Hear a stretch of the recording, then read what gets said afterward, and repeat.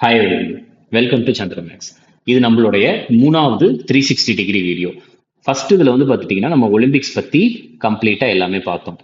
Second வீடியோவில் வந்து பார்த்துட்டிங்கன்னா 2011க்கான சென்சஸ் பற்றி பார்த்தோம். இது வந்து பார்த்துட்டிங்கன்னா தேர்ட் வீடியோ. இந்த தேர்ட் வீடியோவில் வந்து நம்ம எதை பற்றி பார்க்க போகிறோம்னா இந்தியாவுடைய அப்கமிங் கோல்ஸ். சரி, இப்போ இந்தியாவுடைய அப்கமிங் கோல்ஸ் அப்படின்னா வந்து என்ன அப்படின்னா, இப்ப இந்தியா வந்து ஒரு வருஷத்தை 2045க்குள்ள இந்த விஷயத்தை அச்சீவ் பண்ணணும், 2070க்குள்ள இந்த விஷயத்தை அச்சீவ் பண்ணணும், 2047க்குள்ள இந்த விஷயத்தை அச்சீவ் பண்ணணும்ட்டு நிறைய விஷயத்த இந்தந்த வருஷங்கள்ல நம்ம அச்சீவ் பண்ணி முடிச்சிருக்கணும்ன்றத ஃபிக்ஸ் பண்ணியிருப்பாங்க. இது எல்லாமே இப்ப வரக்கூடிய எஸ்எஸ்சி, டிஎன்பிஎஸ்சி, ரயில்வேஸ், மெயினா எஸ்எஸ்சில வந்து சிஜிஎல், ஜிடி எக்ஸாம்ஸ்க்குலாம் வந்து பாத்துட்டீங்கன்னா கேட்கறதுக்கான வாய்ப்புகள் வந்து நிறையவே இருக்குது. ஓகேயா, சரி. இப்போ இதில் வந்து பார்த்துட்டிங்கன்னா நம்மளுடைய 360 டிகிரி கோர்ஸை பொறுத்த வரைக்கும் நான் ஆல்ரெடி அந்த 2 வீடியோலையும் சொல்லியிருப்பேன். இதில் வந்து நீங்கள் நோட்ஸ் எடுக்க வேண்டிய அவசியமே இருக்காது. ஏன் அப்படின்னா கம்ப்ளீட்டாக இதெல்லாம் ஹேண்ட் ரிட்டன் நோட்ஸ் தான்.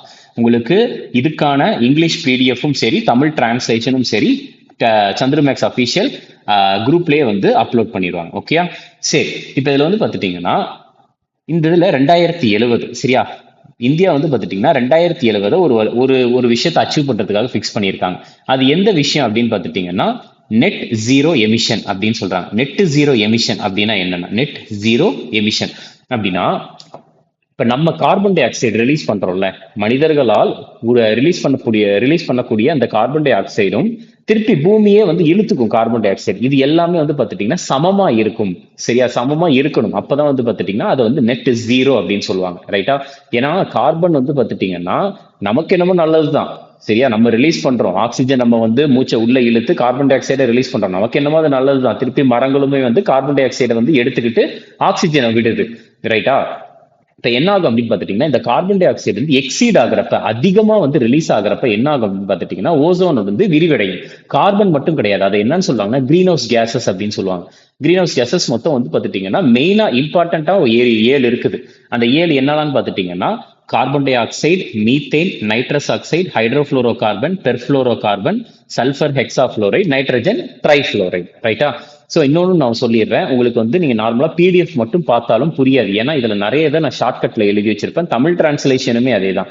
இந்த இதில் வந்து பார்த்தீங்கன்னா வீடியோவை பார்த்துக்கிட்டே அப்படியே அந்த பிடிஎஃப் பார்க்குறீங்கன்னா ஈஸியாக இருக்கும். ஓகே, சரி. இப்போ இந்த 7 முக்கியமான கிரீன் ஹவுஸ் கேசஸ் சொல்றாங்க. இந்த கிரீன் ஹவுஸ் கேசஸ் தான் வந்து பார்த்துட்டீங்கன்னா நம்மளுடைய பூமிக்கு வந்து கெடுதலாக இருக்குது. ரைட்டா, ஒரு சில இதெல்லாம் வந்து பார்த்துட்டீங்கன்னா முக்கியமான எக்யூப்மெண்ட்ஸ்லேயே வந்து ரிலீஸ் ஆகும். இப்போ ஹைட்ரோஃப்ளோரோ, இப்போ இந்த இது இருக்குல்ல ஹைட்ரோஃப்ளோரோ கார்பன் அப்படின்னு சொல்றாங்க. இந்த ஹைட்ரோஃப்ளோரோ கார்பன்லாம் வந்து பார்த்துட்டீங்கன்னா ஏசி, ரெஃப்ரிஜிரேட்டர் மூலியமா வந்து பார்த்துட்டீங்கன்னா ரிலீஸ் ஆகும் இந்த ஹைட்ரோஃப்ளோரோ கார்பன் கேஸ் எல்லாமே. ஓகே, சரி. இந்த நெட் ஜீரோ எமிஷனை வந்து பார்த்துட்டீங்கன்னா அதாவது இந்த கார்பன், அதாவது பூமியில இருந்து வெளியாகக்கூடிய கார்பனும் பூமியை இழுத்துக்கும். எது மூலியமா இழுத்துக்கும்? மரங்கள் தான் வந்து பார்த்துட்டீங்கன்னா அந்த கார்பனை வந்து இழுத்துக்கும். மரங்கள் வந்து கார்பன் டை ஆக்சைடை வந்து அப்சர்வ் பண்ணி ஆக்சிஜனை வெளியிடுது. ரைட்டா, அந்த ஆக்சிஜனை தான் மனிதர்கள் வாங்கி கார்பன் டை ஆக்சைடை ரிலீஸ் பண்றாங்க. ரைட்டா, ஸோ இப்போ வந்து பார்த்துட்டீங்கன்னா இது எல்லாமே சமமா இருந்துச்சு, நம்ம மனிதர்களால் விடக்கூடியதும் மரங்களால் அப்சர்வ் பண்ணக்கூடியதும் ஓரளவுக்கு சமமா இருந்துச்சுன்னா அது நெட் ஜீரோ எமிஷன் சொல்றாங்க.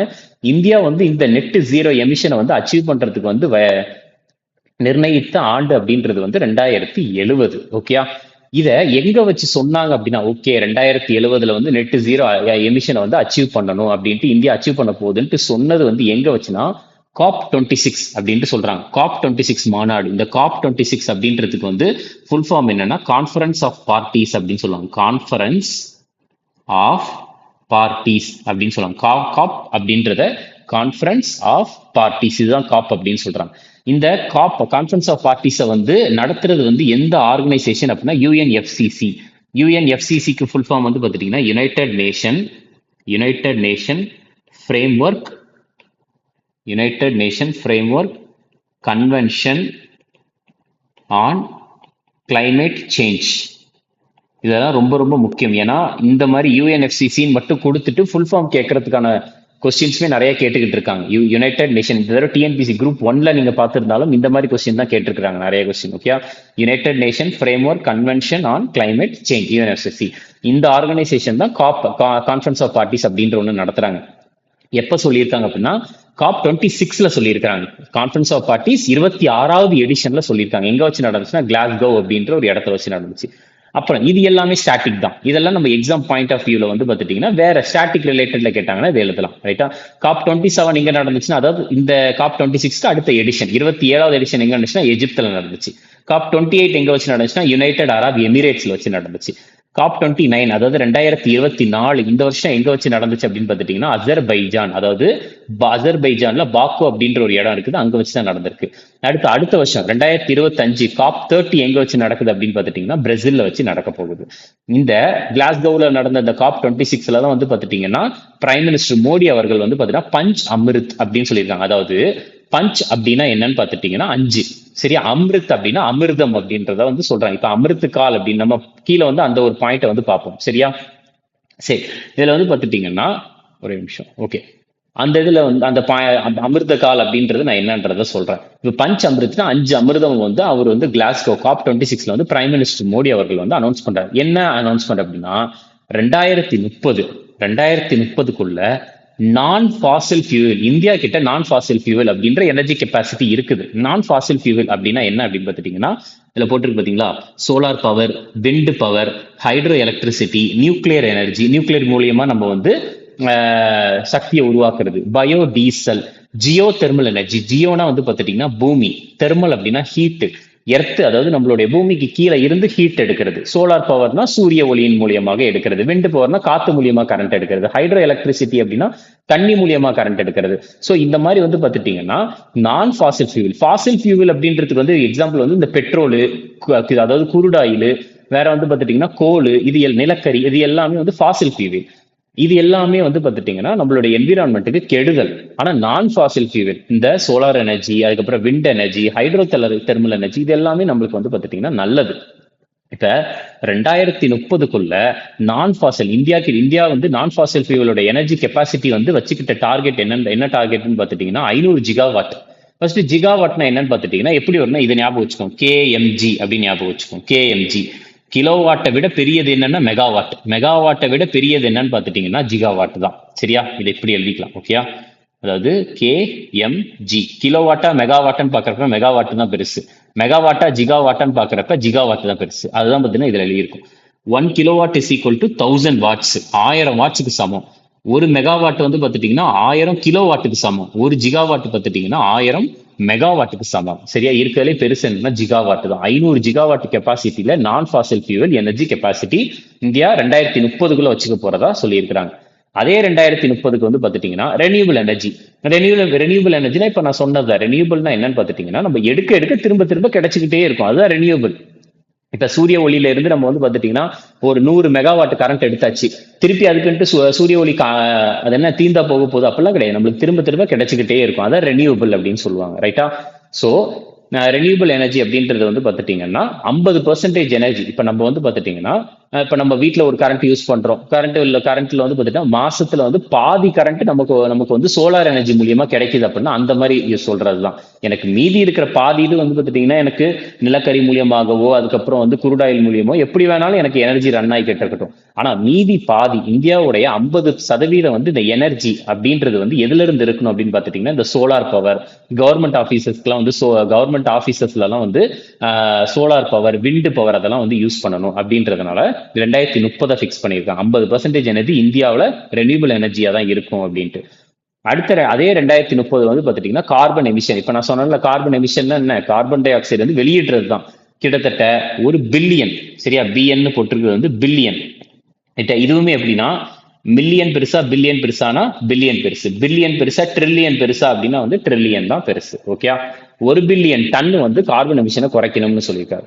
அதுக்கப்புறம் வந்து பார்த்துட்டீங்கன்னா எக்கனாமி, பொருளாதாரத்தின் மூலியமாக நம்ம பொருளாதாரத்துல வந்து பார்த்துட்டீங்கன்னா அதே கார்பன் இன்டென்சிட்டி அப்படின்றது வந்து 45% குறைக்கிறதா சொல்லிருக்காங்க 2030. இந்த 4 விஷயம் சொல்லிட்டு கடைசியா 2070 மொத்த இந்தியாவிலுமே அந்த நெட் ஜீரோ கார்பன் எமிஷனை வந்து உங்களுக்கு வந்து கம்ப்ளீட்டா வந்து அச்சீவ் பண்றோம் அப்படின்றத வந்து சொல்லியிருக்கிறாங்க, சரியா? சோ இதுதான் வந்து பார்த்துட்டீங்கன்னா இந்த பஞ்ச் அமிர்த் COP26ல வந்து பிரைம் மினிஸ்டர் மோடி அவர்கள் வந்து அனௌன்ஸ் பண்ணது. இந்த 5மே ரொம்ப ரொம்ப முக்கியம், ஓகே? நெக்ஸ்ட் பாருங்க, இந்தியாவில் வந்து பார்த்துட்டீங்கன்னா டேப் வாட்டர் கனெக்ஷன் அனைத்து வீடுகளுக்குமே வந்து பார்த்துட்டீங்கன்னா உங்களுக்கு டேப் வாட்டரை வந்து கனெக்ட் பண்ண போறதா சொல்லியிருக்காங்க. எப்போ அவங்க வச்ச டார்கெட் என்னன்னு பார்த்துட்டீங்கன்னா 2024 வந்து எல்லா வீடுகளுக்குமே அனைத்து வீடுகளுக்குமே டேப் வாட்டர் கனெக்ஷன் கொடுக்கறதா சொல்லியிருக்கிறாங்க. இது எந்த திட்டத்துக்கு கீழே வருது அப்படின்னு பார்த்துட்டீங்கன்னா ஜல் ஜீவன் மிஷன் சொல்லுவாங்க. ஓகே, இது எந்த மிஷனுக்கு கீழே வருது அப்படின்னா வந்து Jal Jeevan mission.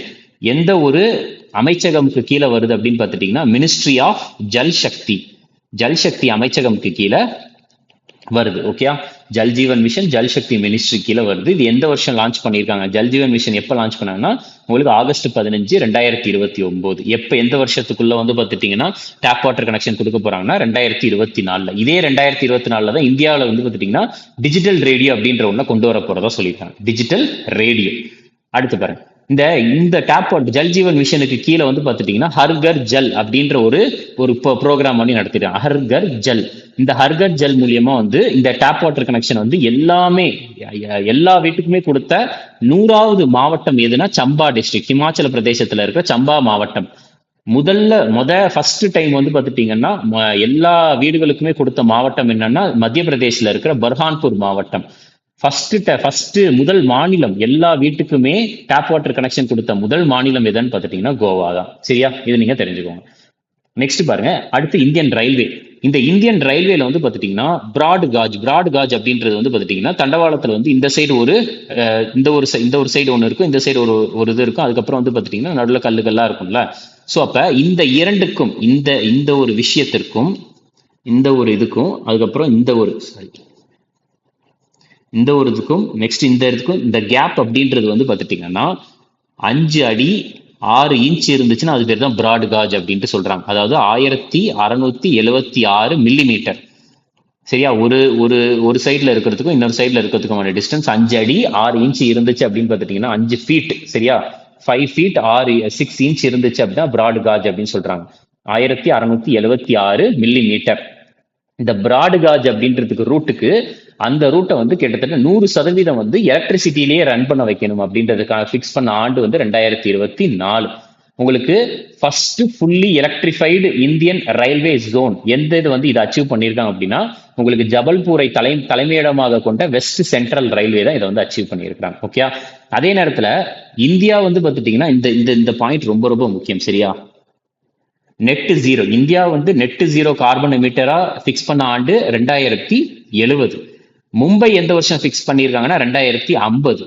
Indian railways எப்போ ஃபிக்ஸ் பண்ணியிருக்காங்கன்னா 2030. இதை ஞாபகம் வச்சுக்கோங்க.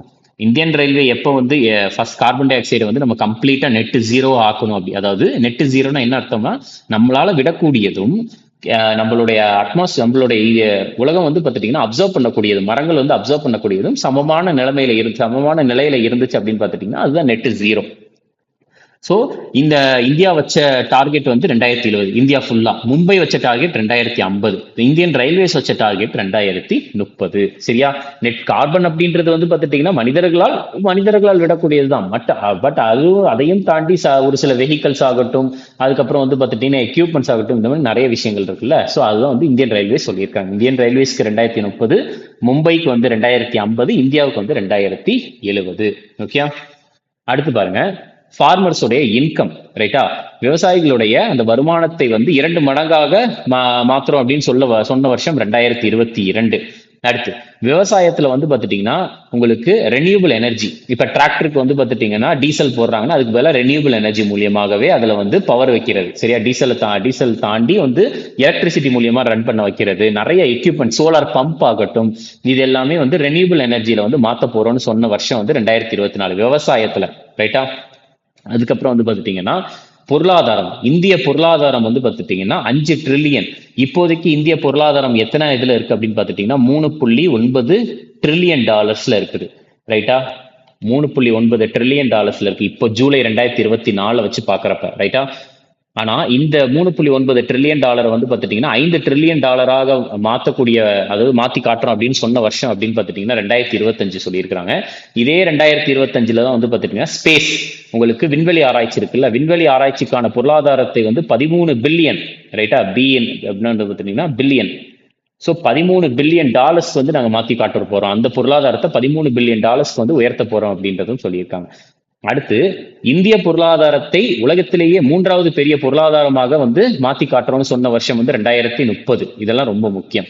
அடுத்து எத்தனால். இப்ப பெட்ரோல்ல வந்து பாத்துட்டீங்கன்னா 100% குருடாயில் வந்து நம்ம இது பண்ணி வாங்குறதுனால வந்து பாத்துட்டீங்கன்னா அந்த பொருளாதாரம் அப்படின்றது கொஞ்சம் கொஞ்சமா சரிவடைய ஆரம்பிக்குது.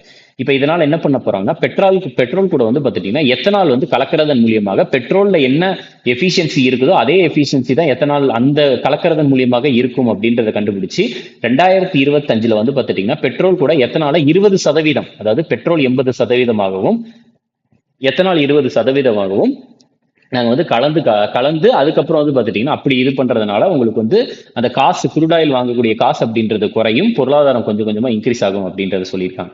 20% எத்தனால வந்து பெட்ரோல் கூட இது பண்ணி பிளெண்ட் அப்படின்னா கலந்து காட்டுறோம் அப்படின்றத சொன்ன வருஷம் 2025. இதுக்காக ethanol blended petrol EBP programme அப்படின்ற ஒண்ணு வந்து லான்ச் பண்ணியிருக்காங்க 2023. Ministry of petroleum and natural gas இந்த அமைச்சகம் தான் ரிலீஸ் பண்ணியிருக்கு.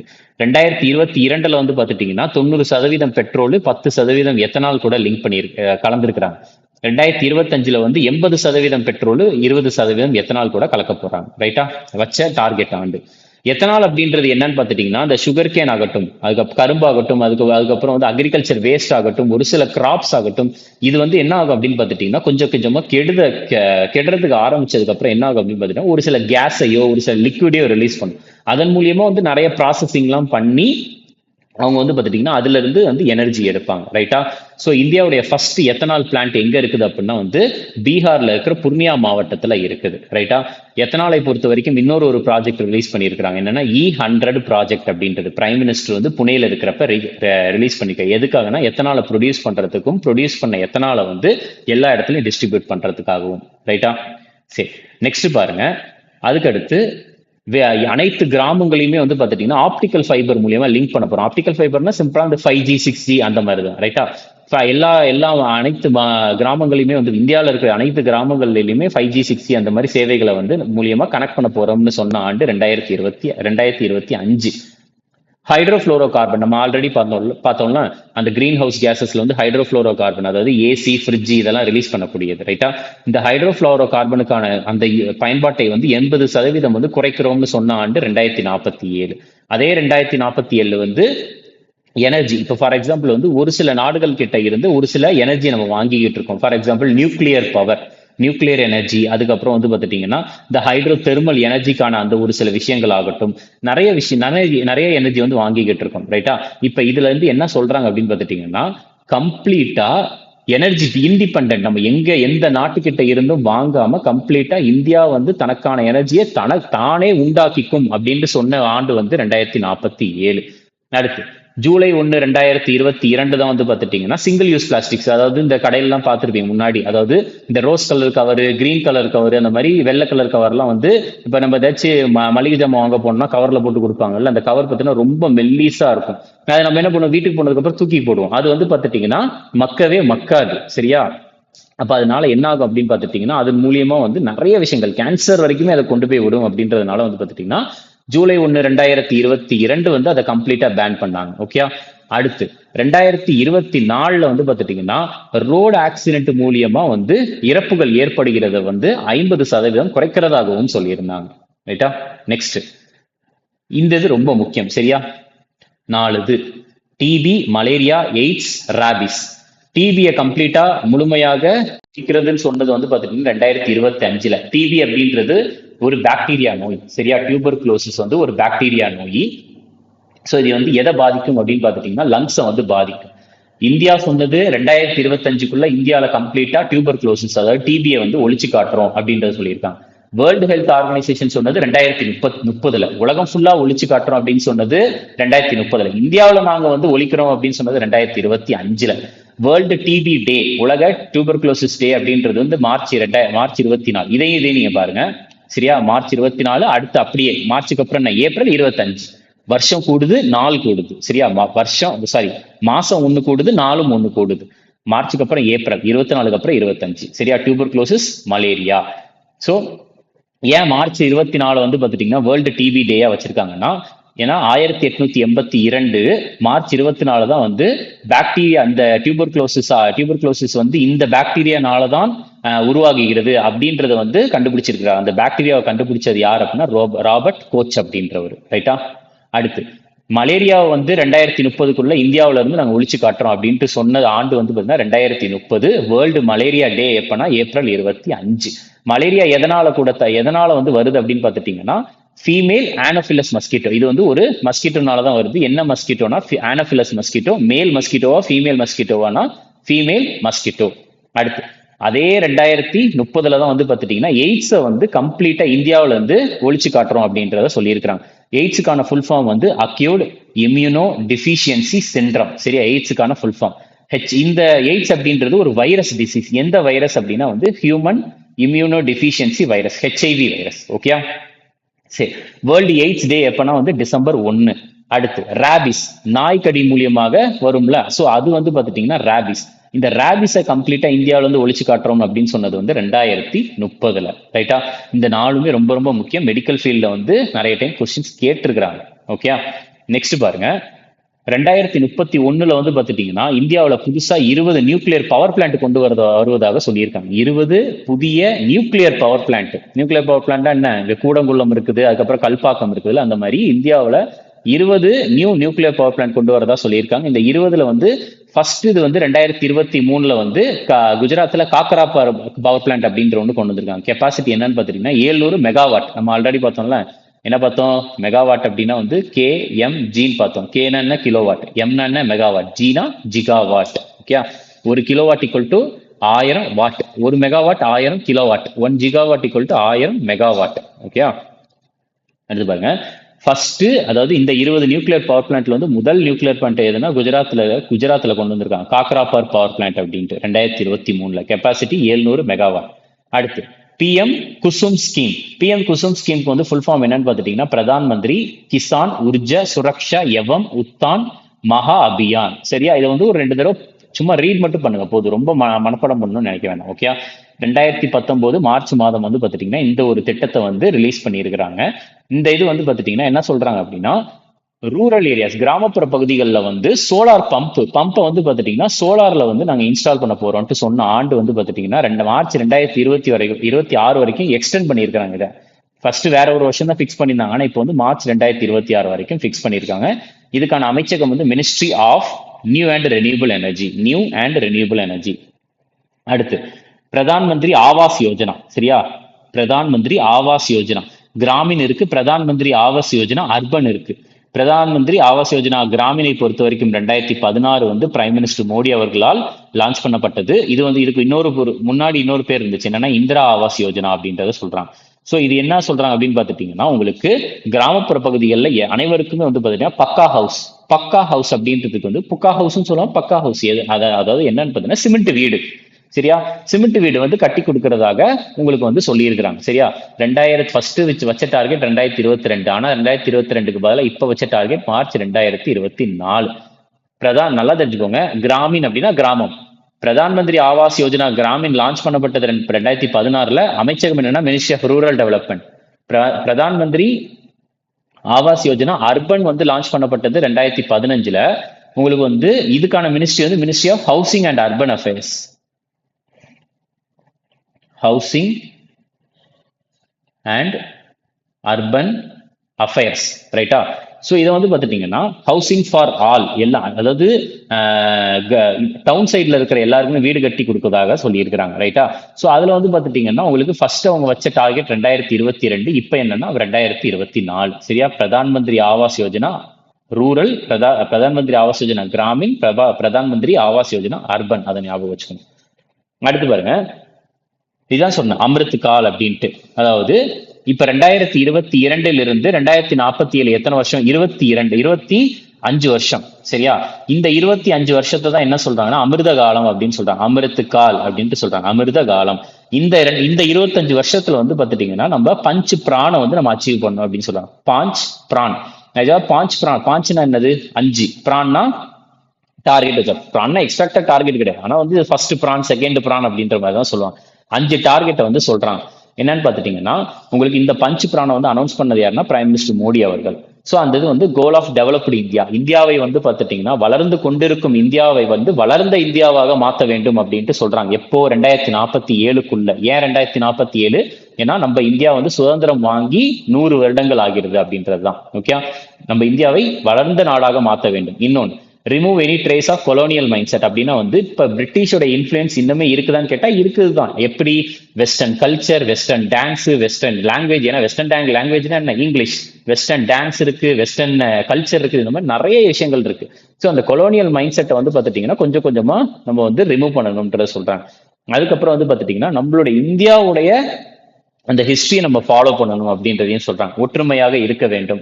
அதுக்கப்புறம் வந்து பார்த்துட்டீங்கன்னா நமக்கான டியூட்டிஸ் இருக்குது, ஒரு சில சிட்டிசன்ஸ்க்கான டியூட்டிஸ் இருக்குது, அதை வந்து நம்ம நினைச்சு பெருமைப்படணும் அப்படின்றதையும் இதில் சொல்றாங்க. நெக்ஸ்ட் வந்து பார்த்துட்டீங்கன்னா ஒடிஷா. இப்ப இது வந்து இந்த பஞ்சுபிரானை பொறுத்த வரைக்கும் நம்ம எப்பக்குள்ள அச்சீவ் பண்ணா 2047க்குள்ள. பஞ்சுபிரான்னா எத்தனை? 5. ரைட்டா?